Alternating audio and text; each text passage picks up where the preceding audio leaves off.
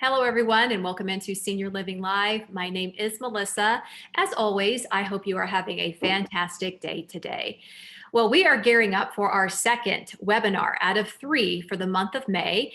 Allyson Stanton of Stanton Aging Solutions will be our guest presenter, and she joins me now to discuss a few tips on how to approach difficult conversations with seniors. Allyson, how are you today? Good morning. Great. How are you? Doing great. And I think this is a wonderful topic because let's face it, there is a laundry list of topics to discuss with whether it's our aging parents or an aging spouse.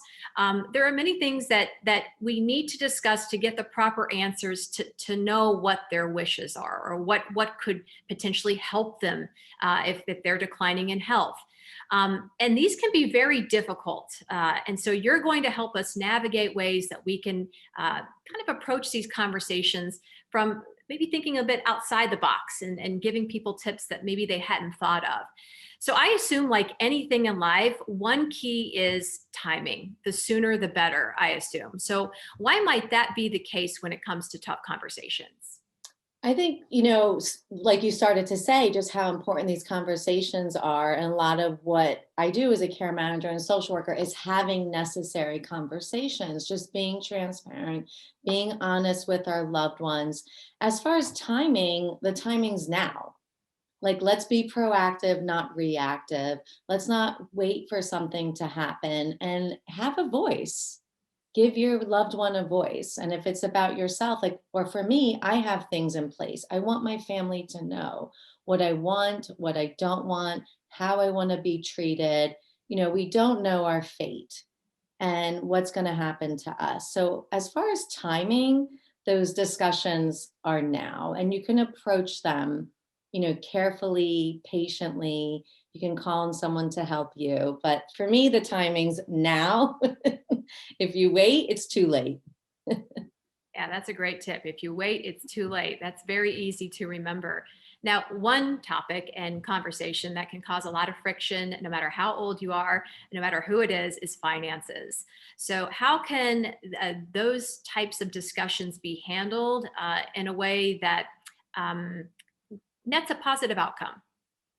I think with all of these discussions, you're kind of discussing, how do you want to be treated? And do you want to age in place? Would you consider moving to a continuing care retirement community or an assisted living? So you go to where they are and what their goal is. In order to meet their goal, you kind of have to know what their finances are. Well, mom, I know you want to age in place, but you already have Parkinson's and this is a progressive disease. And 24-hour care can run $20,000 a month. You don't have long-term care insurance. You don't have a big pension. So let's look at your savings and see if this is something you can afford. So you're kind of, asking the question, but it's really to meet their needs. It's not getting in their business to find out maybe what you might inherit. I think, some people keep things really private. I'm not really sure why. Every family I work with is different. Some people hold things close to their chest. They want to be in control of it. They don't want to share, they don't want to let go. Sometimes there's trust. Again, I think it's just what I call like a necessary conversation. Like, let's talk about this and let's see if this is an option for you.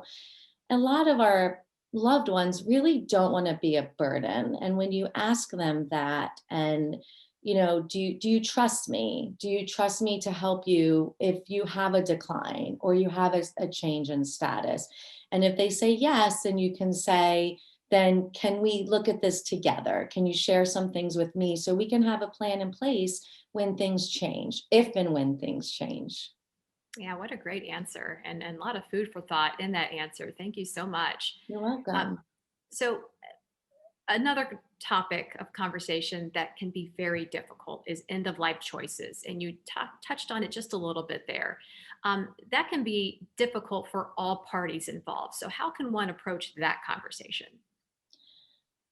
I think that goes back to answering, question number one about when do we have this discussions? And if we wait, it's too late. So let's have the discussion now. And, for me, end of life and having end of life discussions, like, it's not about dying, it's about living.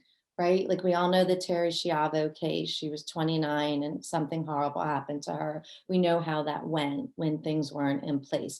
Something could happen to me, unfortunately, because I'm in this field, I think about this all the time, but not everybody does. So I think just, saying to people, if something happens to you, have you ever thought about how you want to be treated?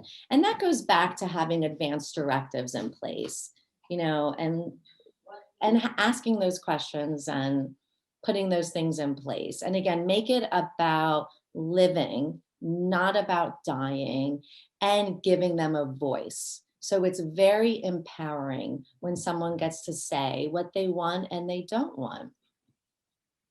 So I know that if somebody has children, plural, more than one, there may be one child specifically that maybe gravitate to when it comes to these kinds of issues.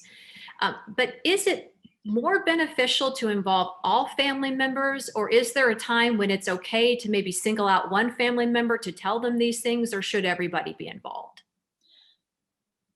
Well, I think it's good for everybody to be involved in certain situations. But again, it's about client choice, patient choice. So I might have 5 kids, but I might be estranged from one. Or, one, maybe I don't want to make medical decisions for me. So I'm going to maybe have them help with the finances and delegate that part of it. And the medical part, I'm going to have these other 3 kids kind of work together.